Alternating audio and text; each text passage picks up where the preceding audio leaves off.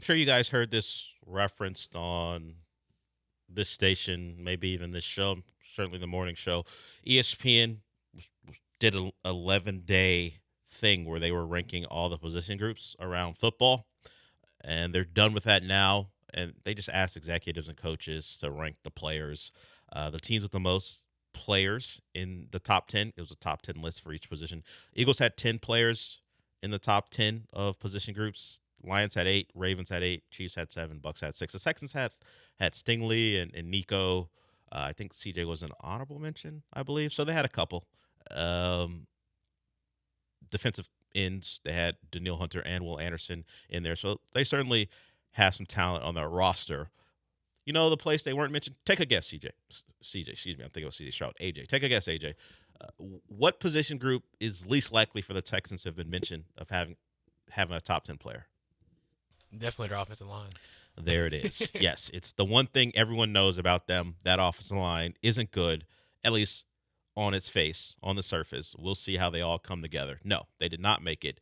Certainly, Larry Tunsil, former Texan, is, at least according to this list of execs and scouts, the seventh best tackle in all of football. He was, I guess, rated fourth. That was his fourth.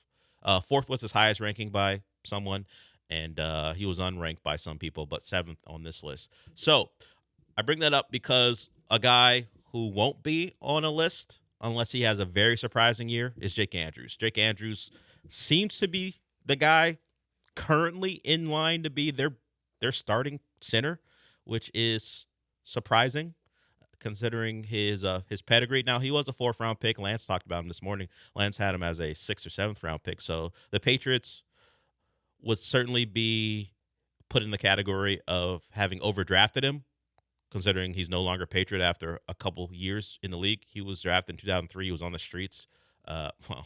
Maybe not on the streets. He was a street free agent last year. I realized how that sounded. Jake Andrews was not on the streets, but he's not for the streets. He wasn't on the street. He simply was available for anyone to sign last season, and the Texans did. And now he is speaking for the offensive line. He was on. I don't even know how this goes, because he did something with Mark Vandermeer, who is the voice of the Texans. I don't know if it ran on 610. I don't know if it's simply their podcast. So I'm not even sure the rules on whether we can play it. So I'll just tell you what he said. He said the ball is going to be run. We're going to run the football. We're going to protect CJ. Us up front, we're going to try to make it our life's work not to have anybody in his lap. People are going to know when they wake up on Monday morning that they just got done playing the Texans. All right, that's cool. It's July. That's fine. We'll see what the Rams have to say about that when it matters most. That's a tough start. Speaking of guys in the top 10, Jared Verse was in the top 10 of defensive ends, or at least edge rushers. So they've got a nice front. That's a front that could have helped the Rams get to an NFC title game and maybe another Super Bowl. They were pretty good last year with Jared Verse and Braden Fisk, both guys they drafted out of Florida State. So the Texans will get a test early. So I get Jake Andrews saying things to get people motivated, but ain't no pads on, ain't no helmet on. We'll see what happens. Everyone tough talks at this point of the year. Everyone believes quite a bit in their team. If you do find a player who doesn't believe in his team, he may be very honest, but you know your team's trash. If you find a player who's like, man, I don't know about this year, then you know you got a trash team, because players every year and on all sports delude themselves into thinking their team's pretty good. Find the one who goes, nah, not for us, not this year. Then you know you're in for a rough year. So appreciate it from Jake Andrews, but we got to see it. And the fact that the Texans may have handpicked you to be their starting center, it doesn't make me feel good. Despite their lack of concern, they can't be trusted with the offensive line until proven otherwise. Drafting offensive linemen or even signing them off the street doesn't mean anything. A lot of credit can go to them for a lot of things. This isn't one of them. So, and beyond quarterback, I don't know if there's a worse thing to have than a bad offensive line. It stops you from doing everything you want to do. It changes how your quarterback operates. It changes how your coordinator calls plays. It changes everything about your team. You can't be physical to run the football when it matters, and then you can't protect when you have to come back. It all leads to disaster. So you look at what Detroit has done. You look at what Philly has done, and there are ways like the Chiefs don't have a great offensive line. They've tried. They've thrown money into it, uh, and then they've traded guys away because they've been too expensive. Like Joe Tooney's gone. They've paid Jawan. They brought in Jawan Taylor. They had Brown as well. So they've done things to try to be good. But they've had Patrick Mahomes, so sometimes it doesn't matter. The one guy they got right was Creed Humphrey, their center. Talk about a disparity. Creed Humphrey at this range, and then you've got Jake Andrews at the other. And does that speak to the gap between the Chiefs and the Texans? Probably not, because we watch them on the field, and as as far as AFC contenders are concerned, and of course if you want to throw in the Bills regular season win, that's fine. But I don't take too much. I don't take that into account too much. It's one regular season game where Josh Allen appeared to be concussed and kept playing, but that's a different story. They feel like they're pretty close to the Chiefs. Now, close doesn't matter if you never beat them when it matters, but we see how they play against them. They compete. The one they don't compete against, and maybe that's because of how physical they are the Ravens. Like the Ravens beat them up on both sides. Like the Texans are a race car on the defensive side of the ball. You have to drop back and pass over and over again. That's their game. They'll eat you alive. But if they don't force you into those situations, they can be run on.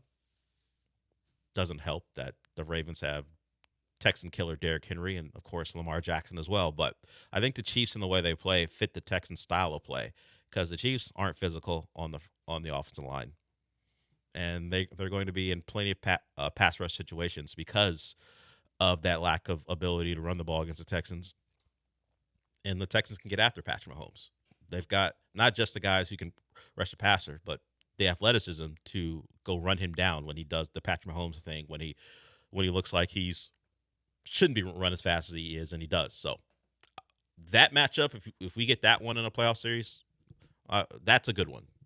I'm not sure they want to see the Ravens again the way they're presently built on the defensive front in the middle and on the offensive line. So Jake Andrews, thanks for the words, buddy.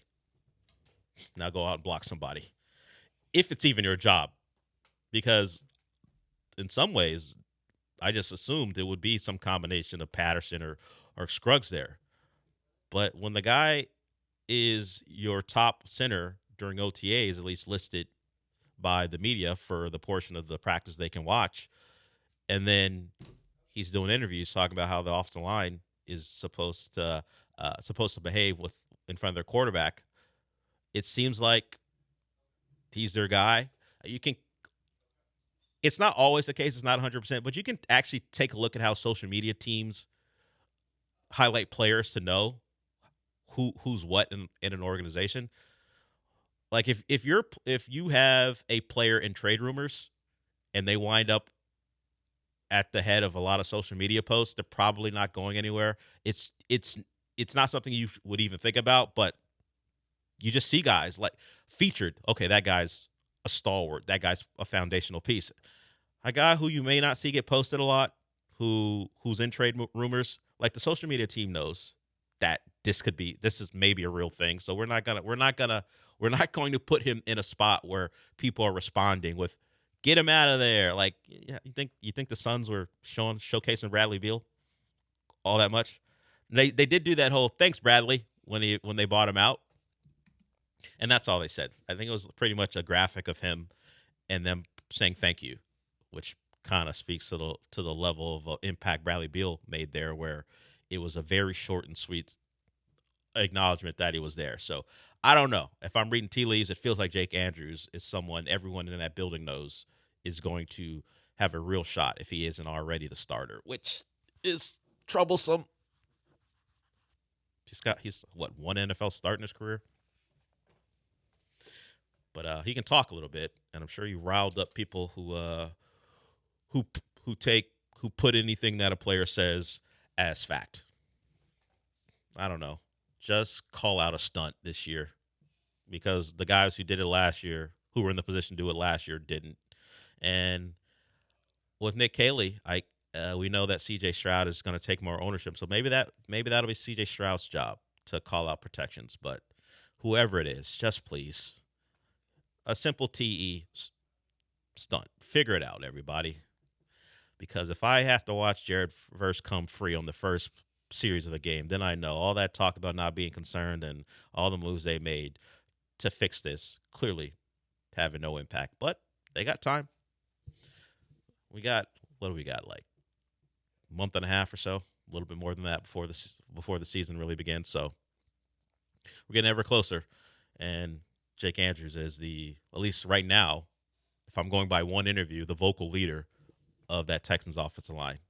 Uh, hopefully he's up. Hopefully he plays as well as he talks. Because if you listen to what he said, then you probably would be pretty pumped about the Texans.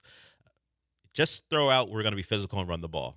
People get all warm in their happy place when an offensive lineman does that.